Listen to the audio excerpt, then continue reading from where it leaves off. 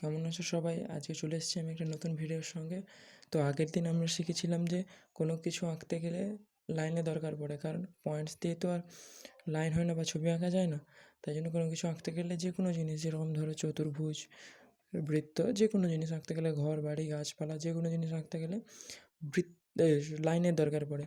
তো যাতে লাইনটা ভালো, মানে ছবি আঁকাটা ভালো হয়, তার জন্য আমাদের চেষ্টা করতে হবে যে স্কেল ছাড়া স্ট্রেট লাইন কীভাবে তৈরি হয়। স্ট্রেট লাইন আগের দিন আমরা এটা শিখেছিলাম।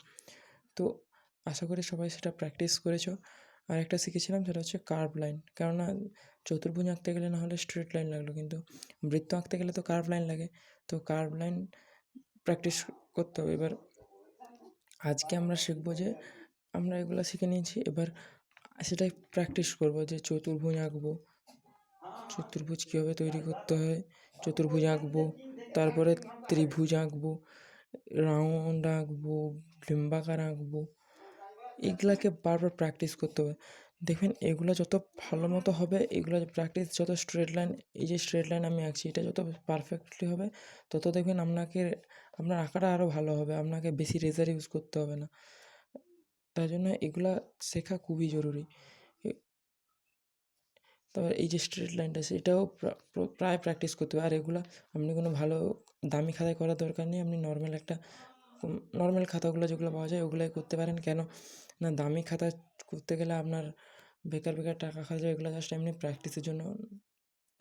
রিয়েল আর্ট যখন করবেন, মানে যখন ভালো মতো আঁকতে শিখে যাবেন, তখন ভালো কাগজে করবেন। এগুলো এমনি কাগজে প্র্যাকটিস করলেও হবে। রোজ এরকম প্রায় একটা ইসের সাহায্যে, যারা নতুন শিখছো তাদের ক্ষেত্রে বলছি, রোজ এই আগে স্ট্রেট লাইনটা কয়েকদিন প্র্যাকটিস করবে, তারপরে এইটা প্র্যাকটিস করবে, এই বৃত্তাকার, ত্রিভুজ, এগুলো বারবার যতবার খুশি, যত প্র্যাকটিস করবে তত ভালো হবে। তারপর তুমি যে বিভিন্ন ডিজাইনের, ধরো কীরকম একটা আঁকবো, ধরো এই একটা পিকচার, যেরকম তুমি আঁকতে চাও, মানে একটা রকম বৃত্তাকার, যত তুমি এগুলো প্র্যাকটিস করবে তত তোমার ভালো হবে। তো এইটা করতে গেলে তোমাকে, এইটা করলে তোমার ভালো আঁকাটা আরও সুন্দর হবে। তো এগুলো যত কিছু বার প্র্যাকটিস করো। আর দ্বিতীয় কথা, এটা হচ্ছে 2D আর্ট।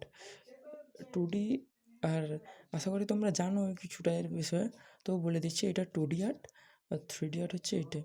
সো যাই হোক, এর ব্যাপারে আমরা পরের দিন কথা বলবো। 2D 3D, আজকে তোমরা এই যে চতুর্ভুজ, ত্রিকোণ, এইসব প্র্যাকটিস করো। আশা করি তোমাদের আঁকা আরও খুব সুন্দর হবে। যদি ভিডিও ভালো লাগে তাহলে লাইক, শেয়ার এবং সাবস্ক্রাইব করে দেবেন। ধন্যবাদ।